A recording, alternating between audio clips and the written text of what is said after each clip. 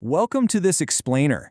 Today, we're going to completely redefine the true purpose of a planning department, and honestly, we're going to dramatically shift how you view workplace productivity. If you've ever felt like your maintenance teams are just constantly fighting fires, or maybe spinning their wheels, waiting around for instructions, well, you're absolutely in the right place. We're going to dive into some core strategies drawn straight from industry best practices that will completely transform the way you think about assigning and managing work. Right. Let's dive straight in by starting with the ultimate question every plant manager, or really any ops leader, must ask themselves when making an operational decision. Seriously, ask yourself right now, will this decision actually help improve maintenance performance? Before you build a new schedule, before you hire another planner, before you drop a bunch of money on a new software system, this question is your filter. It is literally the bedrock of an effective planning organization. Every single action taken by your maintenance and planning teams has to be scrutinized through this exact lens. If the answer is no, you gotta rethink the strategy. But to answer that ultimate question, you really need a North Star. Before setting up any planning department, you've got to deeply understand that every decision, every single mission statement you draft has to ladder up to our overarching plant objective, which is reliable production capacity. You're not just fixing machines for the fun of it, right? You aren't scheduling jobs just to keep people busy. The ultimate goal here is ensuring the plant can actually produce what it needs to produce, reliably, day in and day out. That's the grand objective that planning is trying to accomplish. So, the crucial point here is that the planning department exists for a very specific set of reasons to support that grand objective. The whole mission of planning is to increase the maintenance department's ability to actually complete work orders. And how do they do that? Well, they do it through work plans that proactively avoid anticipated delays. They look at past jobs and improve upon them for next time. And, maybe most importantly, they allow for advanced scheduling. Advanced scheduling is absolutely vital because it's exactly what allows supervisors out on the floor to assign and tightly control the proper amount of work for their teams. Now, you could write up some massive multi-page corporate document outlining your planning mission, but honestly, you don't need to. The entire mission statement of a highly successful planning organization can be perfectly distilled into this one single golden rule. The right jobs are ready to go. Just let that sink in for a second. It's brilliant in its simplicity, but it's incredibly deep in its application. It perfectly sums up everything a planner is actually supposed to be doing. If you remember literally nothing else from this explainer, make sure you write this sentence down. Let's move on to deconstructing the mantra. Part 1. The right jobs. So, let's break down what it actually means in practice to ensure a crew has the right work assigned to them. It's definitely not just about handing out a random stack of paper, it's a strategic alignment. Having the right jobs means the planners have expertly aligned a few crucial moving pieces.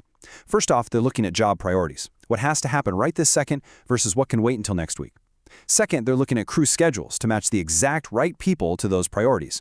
And third, they are meticulously balancing the work type, meaning they're constantly navigating that tension between preventative maintenance, which keeps the plant running long-term, versus breakdown work, which obviously demands immediate attention. It's a daily tug-of-war, right? Rebuilding a critical conveyor belt for next week or fixing a blown pump right now. Supplying the right jobs is a really delicate balancing act of these three crucial components. Which brings us to deconstructing the mantra, Part 2. Ready to go. Now let's see how this builds into the second half of our mantra, making sure those carefully selected jobs are actually ready for action. Looking at this checklist brilliantly illustrates the exact framework planners use to ensure jobs are truly ready to go. Notice how it breaks things down.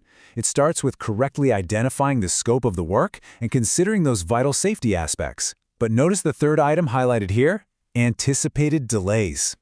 This is where the magic happens. A job is only ready to go if the planner has already figured out what parts and tools are needed, what instructions are required, what clearances have to be secured, and any other unique arrangements. It's basically the ultimate productivity checklist. By working through these 4 specific steps, we can clearly see how planners systematically eliminate those anticipated delays. They define the scope and safety requirements, they get the parts and tools prepped, they write out crystal clear instructions, and they secure all the necessary clearances. And here's the kicker. Here's why this matters so much. All of this is done before a crew ever steps foot on the floor. The heavy lifting of preparation is shifted entirely over to the planning phase, completely shielding the maintenance crews from the friction of administrative roadblocks. To really drive home why that preparation is absolutely crucial, think about the alternative. When a crew receives a planned job, they should absolutely never have to stop and ask these kinds of questions. They shouldn't be scratching their heads asking, wait, what exactly am I supposed to do here? Or do I need a massive crane for this, or is Bob just going to lift it? If your maintenance crew is wandering the plant on a scavenger hunt for missing parts or trying to decipher confusing instructions, well, the job was simply not ready to go, and the planning mission has totally failed. Instead, because all those complex arrangements have been meticulously handled in advance by the planning team, the workflow boils down to two incredibly simple steps. The crew simply receives their assignment and immediately goes out to perform the work. That's it. Receive and perform. This frictionless, smooth handoff is the ultimate hallmark of a highly functional maintenance organization. And that brings us to the paradigm shift: coordination over information. Getting this right requires changing the very identity of what planners do in your facility. What's really fascinating here is the contrast.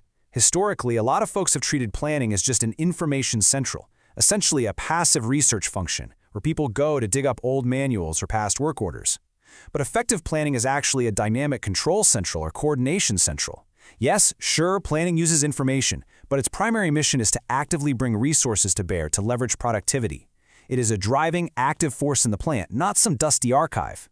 So, as we wrap up this explainer, I want to leave you with a final, slightly provocative question to test your own operations. Is your planning department acting like a passive research library, or are they operating like an air traffic control tower? Are they just collecting data and handing over incomplete files, or are they proactively coordinating resources to ensure that the right jobs are absolutely always ready to go? Answering that question honestly might just be the key to unlocking your plant's true productive capacity.